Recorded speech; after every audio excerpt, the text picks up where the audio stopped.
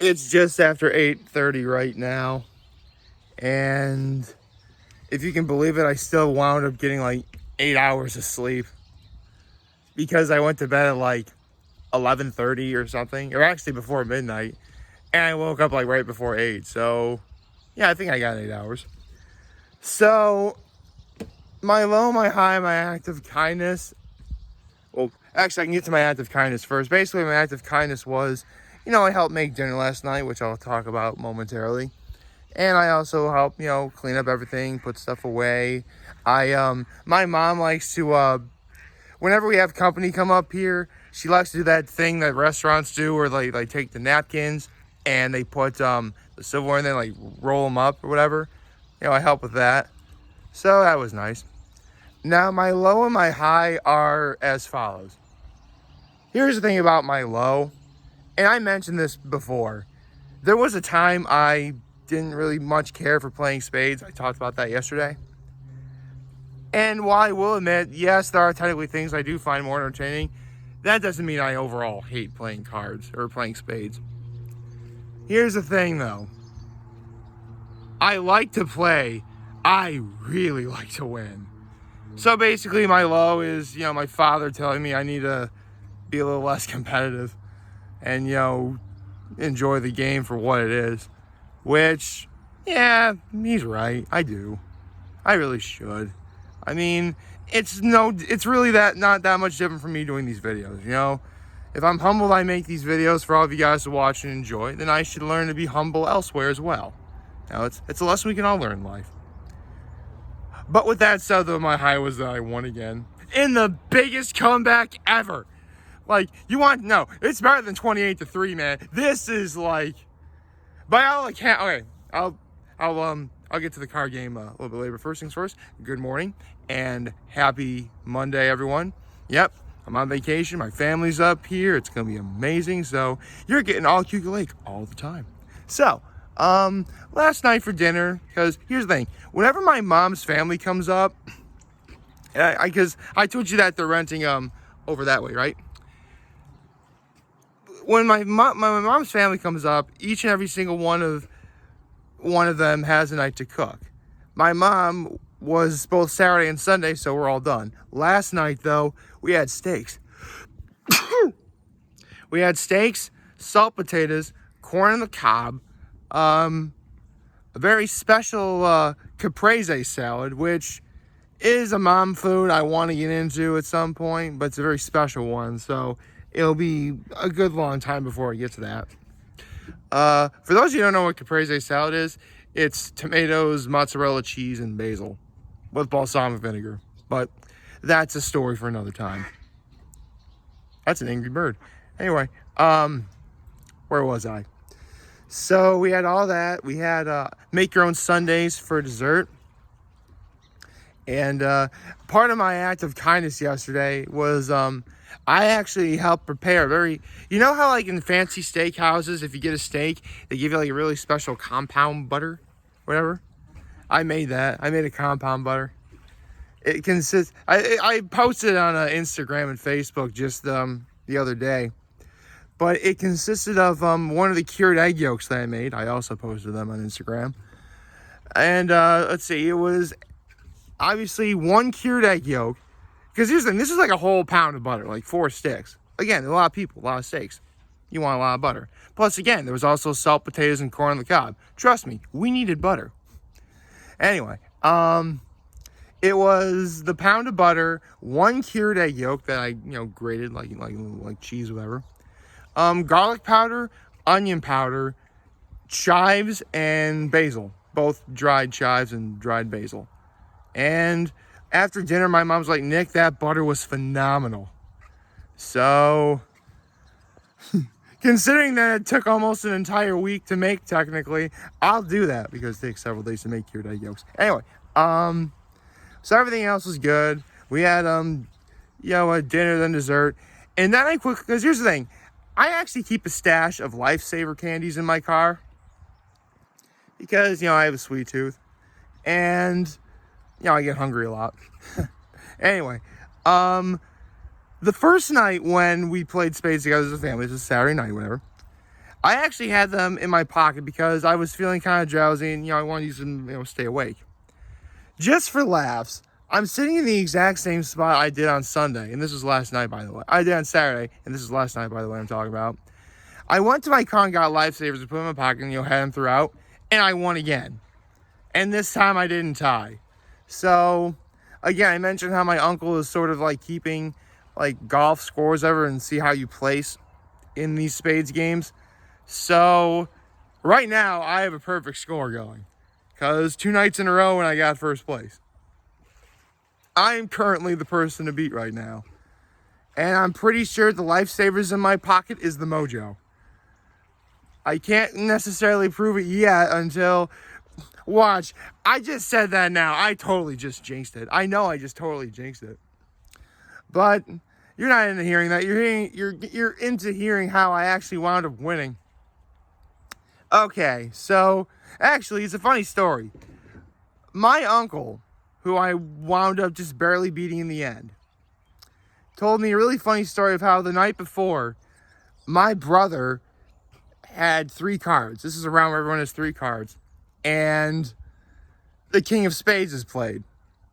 And my brother's holding the King of Spades, which I said yesterday. Basically, if you have the Ace of Spades or a spade that's a face card, like, the king, the queen, the jack, and you have like 3 cards, you say 1. And you know what? I'll put the 10 of spades in that category too. That's a pretty high card too. Anyway,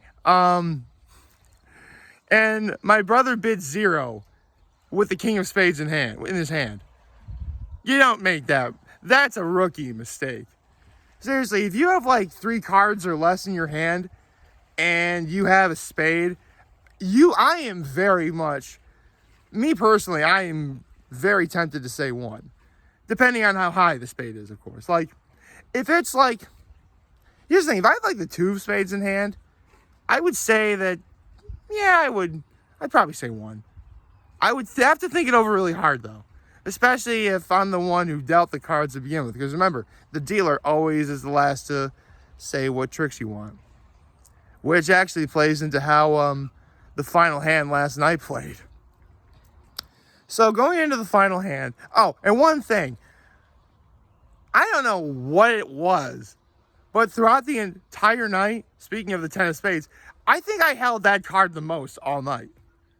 Like, I'm not even kidding. I saw that card constantly in my hand. Like, I don't know if it was the way the decks were shuffled, but it was out of control.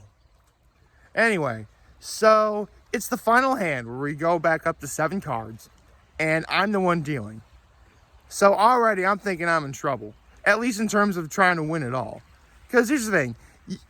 Because my other uncle, the one keeping score of everyone, like, he's doing it like golf. So I'm thinking, okay, as long as I place, like, in the top 3, I should be okay in terms of, like, going forward.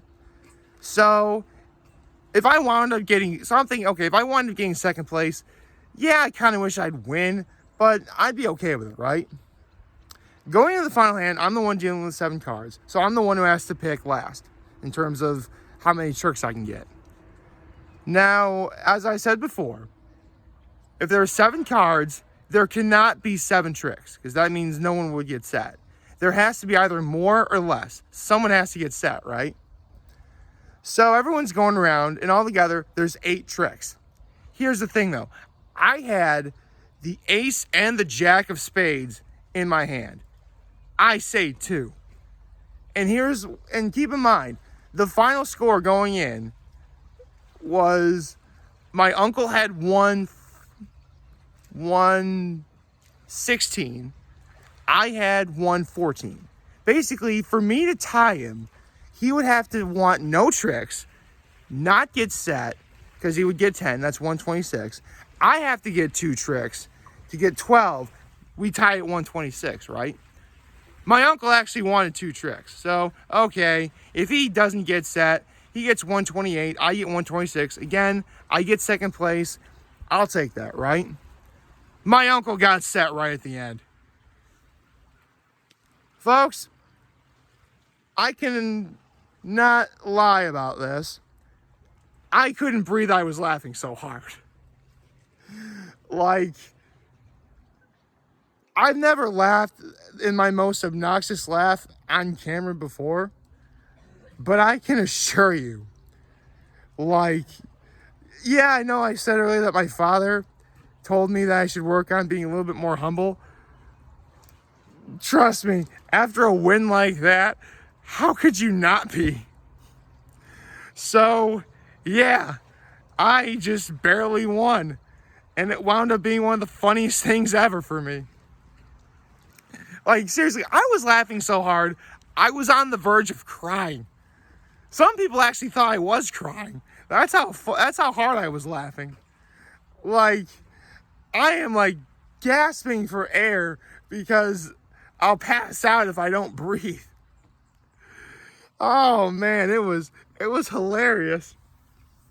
So, 2 nights in a row, I got first place. So, right now, again, I'm currently the guy to beat. Here's the thing.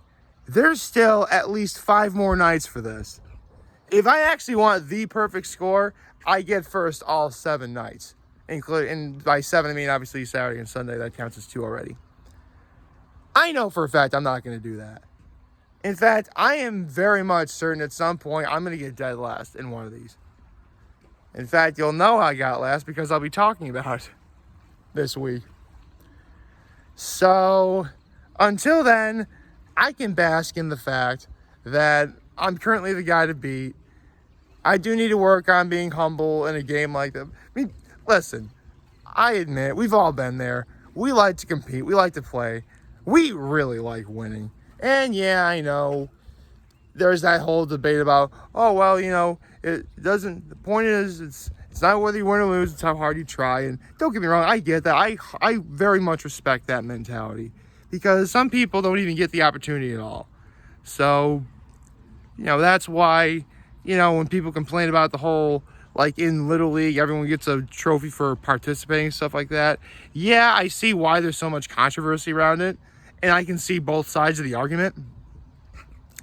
But man, when you want to win, you just really want to win. And man, I wanted to win. And I got my win. 2 wins, actually. Although, here's the thing. The first night I tied with my cousin.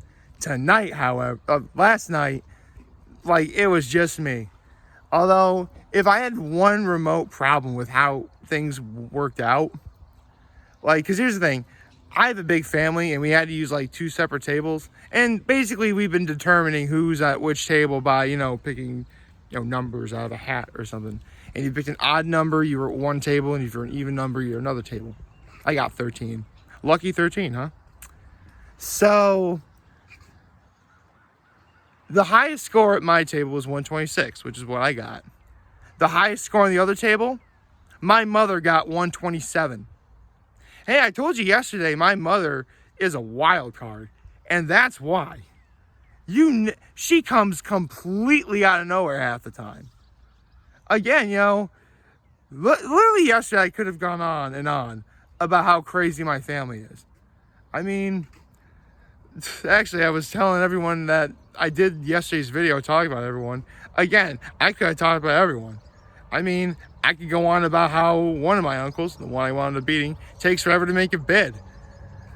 I could talk about how my other uncle and my cousin tried playing with just 2 people, just, you know, her and, you know, my uncle and my cousin. So, you know, just try and practice and whatever.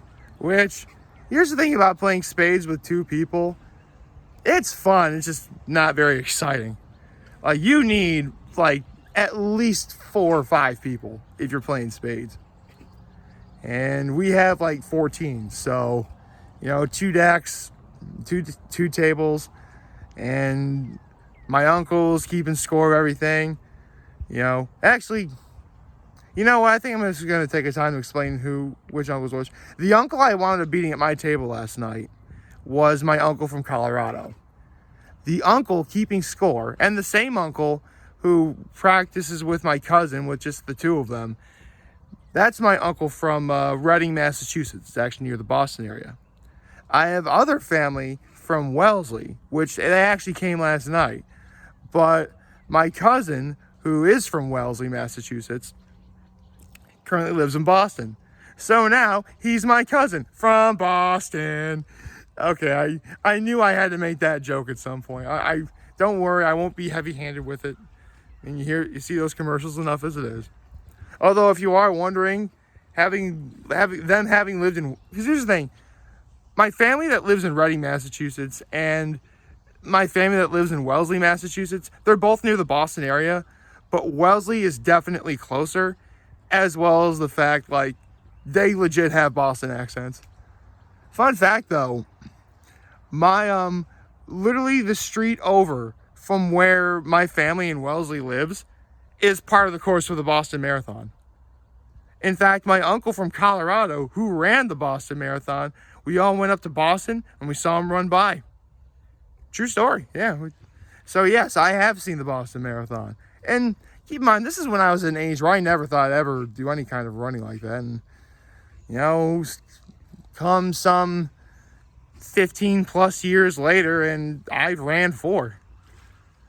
No, I didn't qualify for Boston, but you know what? Running 4 marathons is still a feat in and of itself, so I can be humble about that. And maybe someday I'll probably try getting back into it and, you know, maybe go for trying to qualify for Boston again. But for now, I'll just stick with, you know, what I know. And all I know is this. You got someone behind me in one of those paddle boat things.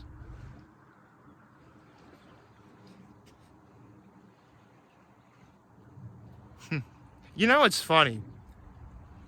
We're usually never up here during the week, because today is Monday, obviously, which again, happy Monday, everyone. I completely forgot how barren this place is during the week, because everyone's at work right now, but I'm on vacation. Like, favorite, check out the subscribe button, follow me on social platform, notification YouTube. I'm very home this video for all of you guys watching, enjoy for them. Hopefully you have a wonderful, wonderful Monday. Remember, you're going to talk to channels, we'll be here to London, and I'll be back. Take care, and make good choices. See ya.